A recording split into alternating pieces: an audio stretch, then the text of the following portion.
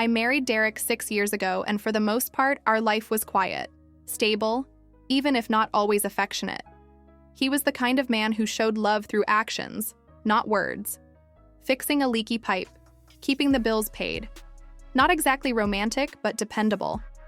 I learned to accept that version of love. But nothing prepared me for what I would come to question about that love, about everything.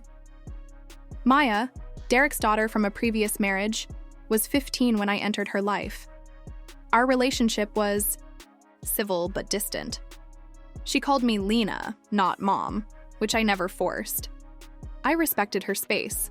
She was polite, introverted, and buried in books. But something changed after her 19th birthday. It wasn't immediate. It crept in slowly, like fog slipping under a door. She became present. That's the only way I can describe it. More involved, more observant, watching me with a strange intensity. It began with her compliments. That dress looks amazing on you. Or, you have really soft skin, you know? I chalked it up to a young woman becoming more expressive. Maybe she finally felt comfortable around me. But then came the mimicry. She started using Derek's favorite phrases, small things like, "You always forget where you put the remote," with the exact rhythm of his voice. One night, I passed by her room and caught a whiff of his cologne. I hesitated. Had she sprayed it on herself? I told myself I was overthinking. Derek was away on another business trip, gone for 3 days. He worked in logistics and often traveled to neighboring cities. We'd become used to our long-distance intervals. That night, I went to bed early. The house was quiet. I remember waking up in the middle of the night to the feeling of someone sliding into bed beside me. I didn't open my eyes. The weight on the mattress. The warmth of skin brushing against mine. The arm draping softly over my waist. It was familiar. Derek had returned early, I thought. I even smiled slightly, grateful for his unexpected presence. He hadn't done something that affectionate in months. I drifted back to sleep with that arm wrapped around me. The next morning, I was alone. The bed was empty. No impression on the other side. My hand reached instinctively for Derek's usual spot. It was cold. My heart skipped. I threw off the blanket and checked the bathroom. No one. Confused, I made coffee and sat in the kitchen. At exactly 8:07 a.m., Derek walked through the front door, suitcase in hand, looking tired and irritated. "Flight got delayed," he said, dropping his bag. "I didn't get a wink of sleep." I stared at him. "Wait, you weren't here last night?" He raised an eyebrow. "Of course not. I just got in." My coffee turned bitter in my mouth. I didn't speak. My thoughts screamed instead. Then Maya walked into the room, hair tied up, still in her tank top and pajama shorts. She walked over, gave me a casual, "Morning," then kissed Derek on the cheek like it was nothing. She turned and caught my gaze, and she smiled, slowly, deliberately. My skin crawled. I told myself I must have dreamed the whole thing. I'd wanted Derek to be home so badly that I imagined it. But deep down, something itched at the base of my spine, something primal. Later, that day while Derek was asleep upstairs, Maya sat beside me on the couch, too close.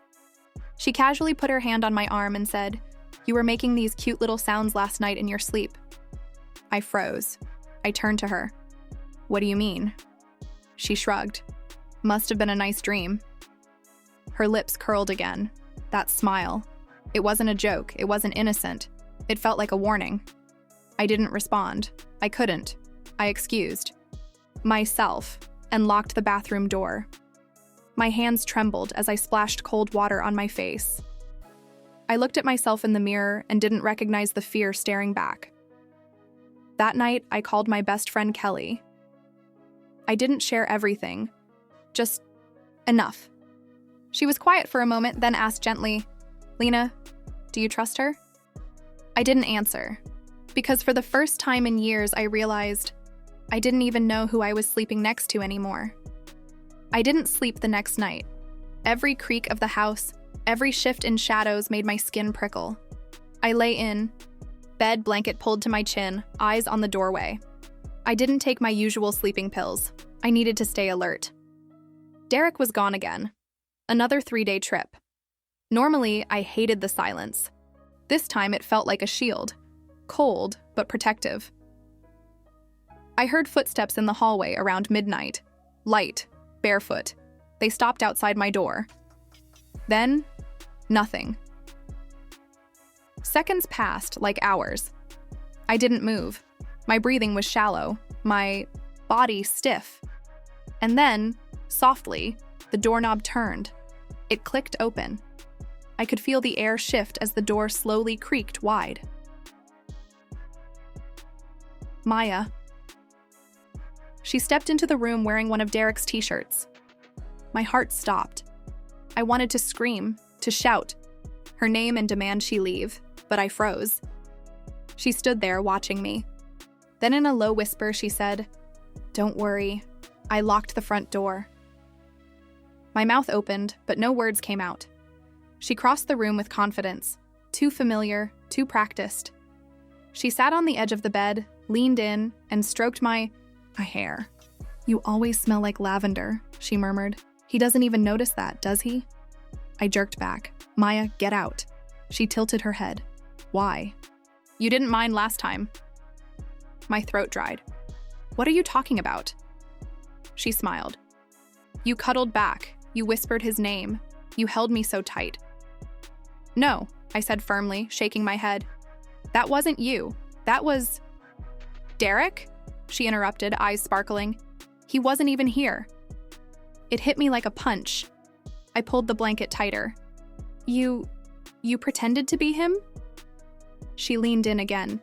"You needed comfort. I gave it to you. Why are you scared of what you enjoyed?" My body trembled, not from cold, but from rage. "Leave. Now." She stood, but there was no fear in her eyes, only triumph. "He doesn't touch you, he doesn't see you, but I do." I waited until she was gone. Then I locked the door and sank to the floor. I sobbed silently, my hands over my mouth. I didn't know if I was crying out of fear, shame, or something far worse, confusion. In the morning, I couldn't even look at her. She hummed while making coffee, like nothing had happened. I wanted to call Derek. I wanted to tell him everything. But how do you explain something like this without sounding insane? Instead, I called Kelly. She listened to every word in silence. When I finished, her voice was calm but firm. "Lena, install a camera in your room. Tonight. Hide it. No more doubting yourself." That evening, I bought a small camera from the store, tucked it discreetly behind a book on the shelf facing my bed. I told Maya I wasn't feeling well and turned in early. I left the door unlocked this time, on purpose. I lay there, eyes closed, heart racing, and I waited. At 12:43 a.m., the door creaked open again. I heard soft breathing, then slow footsteps. The bed dipped slightly. A warm hand touched my waist. She whispered. "You always relax when I touch you." I opened my eyes. "Get out." She froze. My voice was steel. I said, "Get out." She backed away slowly, her face unreadable. I stood up and turned on the light. "You broke every line, Maya," I hissed. "Every boundary." She didn't blink. "You didn't stop me last time. That's not on me." I felt nauseous. "You're sick." "No," she said coldly. "I'm just tired of watching him treat you like a ghost. I see you." She walked out without another word. I locked the door and went straight to the camera. The red light blinked. Still recording. The next morning, I emailed the footage to myself, then copied it onto a flash drive. When Derek called to check in, I told him, "We need to talk when you get home, and it's serious." He laughed nervously. "Maya didn't crash the car, did she?" "No," I said. "She crashed something else." I hung up before I said too much.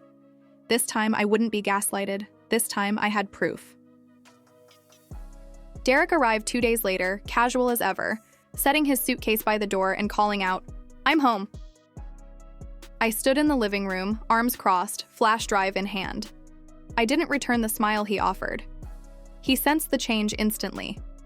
"What's wrong?" he asked, stepping closer.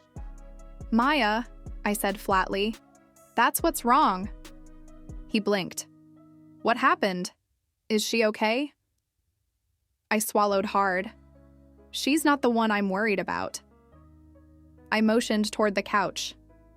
"Sit down." Derek frowned but obeyed. I plugged the flash drive into the TV and played the video silently. The footage wasn't long, a few seconds, enough to show Maya entering my room at night. Her voice, the way she whispered to me, the way she reached out, touched me like I was someone she owned. When the screen went black, Derek didn't say anything. Not at first.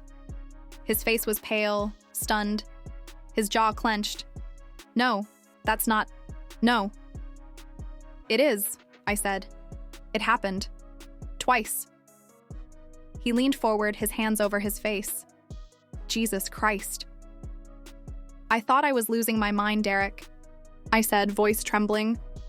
"I thought I was hallucinating, dreaming, but she knew exactly what she was doing." "She's not well," he said quietly. I nodded. "No, she's not." Silence stretched. I should have seen this," he muttered. "There were signs. After her mom died, she got weird about boundaries. But I never thought—" "You didn't want to think," I snapped. "You didn't want to believe anything could be wrong in your perfect little world." He looked at me, eyes red. "What do you want me to do?" I stared at him. "That's your daughter. You tell me." He stood, paced the room. "We could send her to therapy. She needs help, clearly." "You want me to keep living here? With her?" I asked, incredulous. "After what she did to me?" "No, of course not. I can't send her away like she's some criminal." I laughed bitterly. "She violated me, Derek. She impersonated you, crawled into our bed while you were gone. That's not a misunderstanding. That's psychological abuse." He rubbed his face again, pacing. "Please don't call the cops. She's just a kid. I'll fix this, I promise." "No," I said. "You can't fix this." He looked up. "Then what?" "I'm leaving." He froze. "You're leaving me?" "I'm leaving the house. You can decide who you are without me. I don't feel safe here, and I won't stay married to someone who can't even say what happened out loud." His voice broke. "I love you." I nodded tearfully. "But you don't protect me." I packed a bag and walked out the same evening. Maya wasn't home when I left. She was at a friend's place, apparently. Derek didn't try to stop me. Kelly took me in for the weekend. Her apartment was cramped but warm, full of light and scented candles. That first night, I cried until I couldn't breathe. The next day, I started writing. I documented everything. The nights, the signs, the video. Not for revenge, just clarity. Because truth can be a lifeline when your mind feels poisoned by doubt. 2 weeks passed. Derek called once, left a voicemail. "She's in a facility now, getting evaluated. I don't know what to say. I'm sorry." I didn't call back. One afternoon, Uncle Jeff, Derek's older brother, called me out of the blue. "I heard," he said gently. "I'm sorry, Lena. I always had a feeling about her. The way she looked at you." I closed my eyes. "You could have said something." "I didn't think you'd believe me," I whispered. I barely believed it myself. I moved into a small studio 2 towns over. I didn't tell anyone but Kelly. I changed my number. I needed silence, space, control. Then I created a blog, anonymous. I called it Step Truths. It wasn't for pity, it was for survival. I posted my story there, faceless, raw, and people came. Dozens, then hundreds. Women, men, all with strange, unspoken stories. Shame dies in daylight, and I wasn't going to carry someone else's darkness anymore. I don't know where Maya is now. I don't ask. I don't care. Sometimes I still dream about that night. The warmth beside me, the lie I didn't see coming. But then I wake up alone, safe. And that, finally, is enough.